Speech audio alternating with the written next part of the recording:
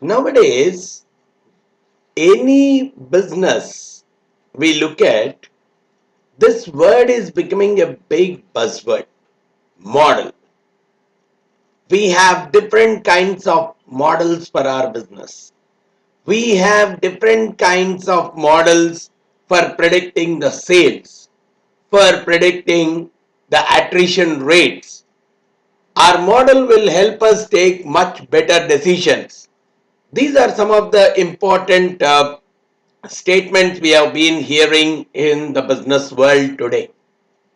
Now, the first and foremost thing that I would like to look at is what actually is a model and why do we really need models? Why are we using them? For what purpose? What is the business motive behind the usage of these models? If I have to go a little bit more deep into it to try to understand, whatever is the reality, whatever is the real behavior in the business, we are trying to abstract it, right? We are trying to create a scaled down version of it. We are trying to visualize the pattern and based on that create a kind of mathematical equation in a simplest form between what we really want to predict versus what are typically used to predict, the predictors. Between the to be predicted variable and the predictor variables, I'm trying to find some kind of relationship in the form of a mathematical equation so that I can use the knowledge based on the historical data so that I can do a better prediction for the future. So in a simple way, we can very well look at any model as a scaled down version, as a simplified version of the reality. Today, almost in every field we are using them because the focus in this entire model building process is get into a detailed understanding of the past data, bring out as much of knowledge out of it as possible, bring as many conclusions and interpretations on the past data, use it in such a way that you can predict the future using that knowledge and the information that you are deriving from the past data. That is where the models are heavily used in the today's world. And in every business, obviously the success of the business lies to a large extent in what way I am able to anticipate the future, to what extent I can get into the prediction of the future, to what extent I can foresee the future and make my decision accordingly. Now, a difference that exists between any successful business and a business that has flopped, probably one of the major drivers is how well I am able to predict the future. Probably any new innovation, let's say YouTube, probably a decade ago it was almost an unknown entity. Facebook, until a few years, again until a decade back, this was almost an unknown entity. WhatsApp, almost until the last 5-6 years, it was an unknown entity. Before 6 years, it was almost an unknown entity. Now, what are all these? Where are all these coming from? What has created a market for all these products? It's the ability to predict the future, right? So any successful business lies to a large extent in our ability to predict the future, anticipate the customer's behavior, to what extent, how many are going to purchase this particular product, what could be the revenues for this particular product, How are the revenues going to grow in the future? Probably every company which has been successful, purely you can attribute the success to how much it has been successful in predicting the behavior of the customers, and based on the moves of the competitor, to what extent this company has typically responded. And now what we are saying is the models which we are building may be as simple as possible to as complex as capturing all these kind of behavior. We are trying to visualize the entire reality and trying to put that entire reality in a simplified calculation based form, probably into a computing engine like a spreadsheet or some kind of statistical tool, so that I can be able to take better decisions from the outcome of the model. So one of the main things the model does is the predictability versus the unpredictability. The predictability is more to do with the patterns in the data. Unpredictability is more to do with the noise. And what we see is model generally separates the predictable elements from the noise. Now, let's say I want to look at the price of a building, the price of an apartment, and I'm seeing, okay, square foot, the area is one of the factors that determine the price. Now, if I'm saying, are these exactly proportional? I don't know. Probably, if the square area is high, the price should be higher, or vice versa. What is the kind of relationship between them? So that tomorrow, if I have a new house, if I want to sell my house, I can really decide what is an appropriate price for this particular house, for this particular apartment. Provided I am able to say this much of the thing is predicted from the square foot and plus or minus something exists. So that is the random part or the noise part. So which can really help me in doing a better prediction provided I have a model in place. So whatever are the patterns that I am able to observe based on the data that is already available, I should be able to make some kind of prediction for the future. That is what is the objective of any model building exercise that we are getting in. Try understanding the patterns in the data based on the past values, and based on that create some kind of an equation, a mathematical form, so that you can use that form for predicting the future. See, at the same time, for doing the same kind of understanding between the price and the square foot, we know we can do some kind of a correlation analysis, or we can plot some kind of scatter plots. But if I see, they don't help me to do any kind of prediction. They just give a kind of a qualitative nature. Yes, these two are very strongly positively correlated. So if one increases, the other increases, but there is no mention of by how much. Even a scatter plot broadly shows, yes, these two are positively related.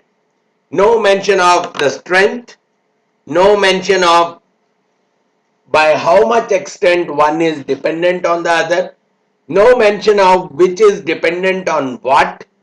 All these kind of things can come in more and more handy when we are developing the models. So always think of a model building exercise as something where virtually we are trying to look at the reality. And this can help us, this model building exercise will really help us in doing a what if analysis more and more comfortably. One of the major reasons why the models are being stressed in almost every business, the banking world uses, the insurance world uses, the real estate world uses. Today, you talk about any kind of a business, we see that in some form or the other, these models are traditionally being used. So let's say I want to look at my Excel data set. Probably I'll try to use this data set, which is the housing prices, where I would like to look at the impact of price on the square foot of or the area of the particular apartment. I want to see whether price is dependent on the square foot and by how much. Right? I'm looking only at that dimension. Probably the price could be dependent on the bedroom, bathroom, I don't know. There could be many more features that can influence the price. But in reality, right now I'm looking at only these two. See, when I do a scatter plot between these two, I think we already know that. When I do a scatter plot between these two, where I'm looking at these two data points,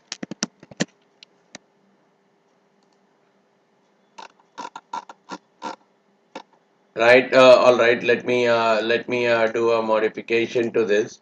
Okay, I'm doing a scatter plot wherein on the x-axis, right, price, I mean title, I'll give it as price square feet kind of a relation. On the x-axis, let me take the square feet, right? And on the y-axis, let me take the prices of the building, of the different apartments. So what I'm getting is something like this, right? And on the top of this, I can even do some kind of a trend line plot. I'll go for a linear trend line, and I'll also say that display the equation on the chart. Okay, some trend line has been showing that it is an upward movement kind of a trend line, right? So for the time being, let me not bring in the equation. I'm just putting an upward sloping trend line. Okay, this is upward sloping. So which means as the square feet is increasing, probably even the price of that apartment also increases. So the higher is the area, I'm expecting that the price of it in general should be higher. Some of the important things.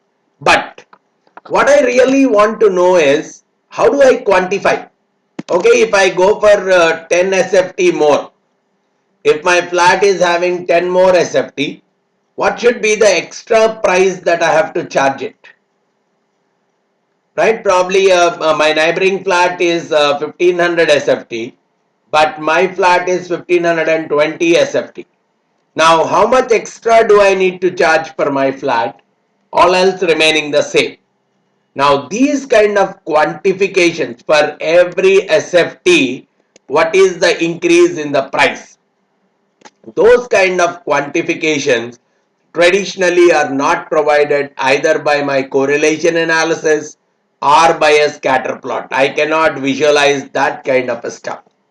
But if I plot a mathematical equation, let's say something like this, the price equal to 10,000 plus 70.22 times the square feet, right? So if my square feet is, let's say, 100 square feet, right? Now you substitute. If the square feet of the flat is 100, the price has to be 10,000 plus 7,000. Assuming let me round it up to 70. 70 times square feet. It is nothing but when the square feet is 100, the price of the flat should be 17,000. But when the square feet is 200, the price of the flat should become 24,000. And when the square feet is 1000, the price of the flat should be 80,000. So which means it is telling me that for every additional 1 square feet, I see that the price is increasing by $70. Right? When I see that if I'm substituting, okay, 100, I'm getting the price is 17,000. If I substitute 101, it is becoming 17,070. So which means for every one additional unit, for every additional one SFT, I'm seeing that the price is increased by $70. So that is talking about how fast the price is increasing with the square feet. By how much extent the price is increasing with the square feet. That is what we are traditionally calling as a slope, and it helps us to gauge the importance of the input variable. Now, $70. One additional square feet will increase the price by $70. It's a significant increase in the price. Whereas in some cases, probably that number, if it is instead of 70, let's say I'm getting it as 2, 2 times square feet, then it clearly tells me even if I increase my square feet by 1, at the max the price increase is $2 only, whereas in this case the price increase is $70. So it tells me how fast the price can increase with the area. So basically this kind of a model is telling me by how much extent the dependent variable or the predicted variable, the estimated variable, is changing by a 1 unit change in the independent variables or the typical predictor variables. Right? So that's one thing we have to keep in mind. Whereas if I look at this 10,000, just try to put the square feet as 0. Then the price is coming out to 10,000. What it simply means is even if the square feet is 0, even without any kind of an area, the price that would be charged is 10,000. This may or may not make any kind of a sense in the current example, but probably if I'm trying to do the same between, let's say, sales and advertising expenses, and if I get the same kind of an equation, sales equal to 10,000 plus 70.22 times advertising expenses. In that case, it's like this. If I don't spend anything on advertising, I'll get a sales of 10,000 bucks. But if I start spending 1 rupee or $1 on advertising, probably my sales are going to increase by $70 every time. So in some cases this makes a meaning, whereas in some cases, probably especially in this case when the square foot is 0, when I'm saying price is 10,000, it's like for buying nothing I'm paying 10,000. So in some cases the business sense does not come out, though the statistically some number is coming out, right? So we can use it to estimate any equation that I'm getting like this. This is what is a model outcome.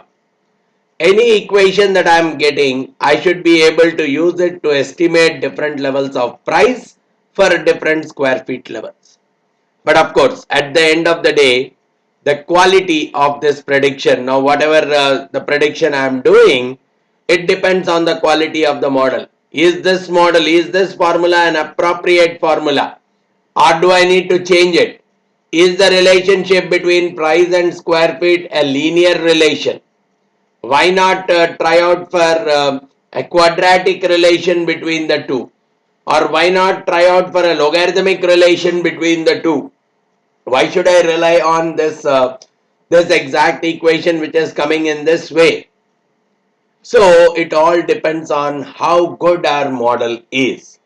So we have to be very careful. That's a very continuous exercise and a process.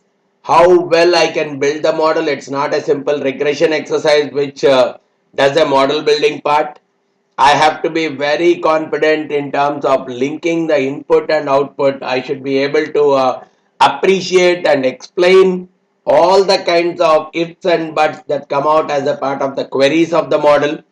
But just to understand, the number, especially in this kind of a form, one is the slope, the other one 10,000 is the intercept.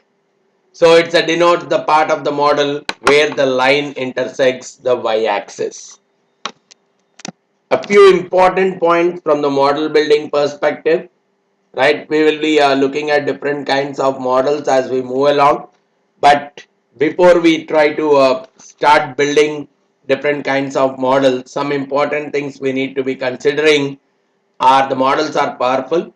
Yes.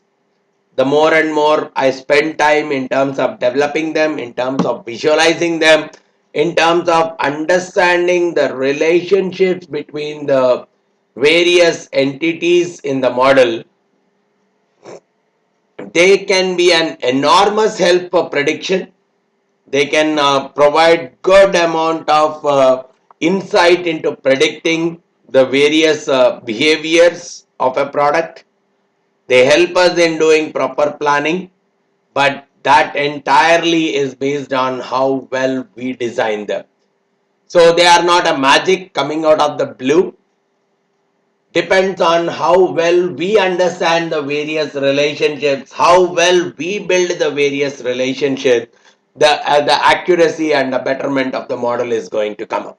So if we are not spending much effort in terms of evaluating the best possible model, then don't expect anything from the model. Don't expect the best output from the model. See, this is always a kind of a conflicting point that comes in.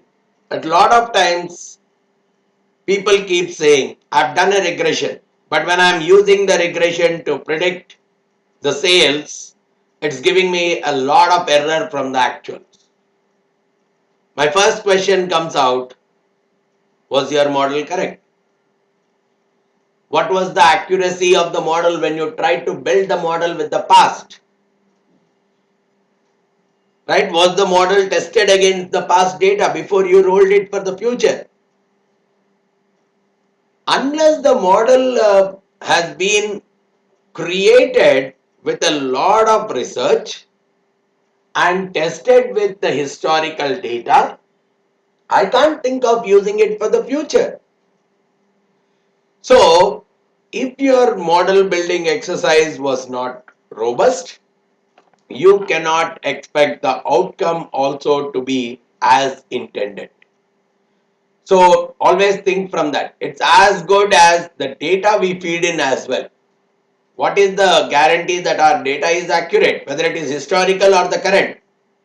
The more and more poor data I have with respect to the past, the more and more biases that are there as a part of the data, it might very well result in the model that is being built being an erroneous model, which means the predictions that are coming out of that model also could be much poorer. And finally, yes, we have built a model, we got an output, we are using it to predict, but as a word of caution, let me tell you, we are not machines. We cannot exclusively rely only on the outcome of the model. Probably we are equipped with common sense. We are equipped with experience. We can use those things and use the model as an aid or a key supporter in terms of making decision rather than relying exclusively on the outcome of the decision.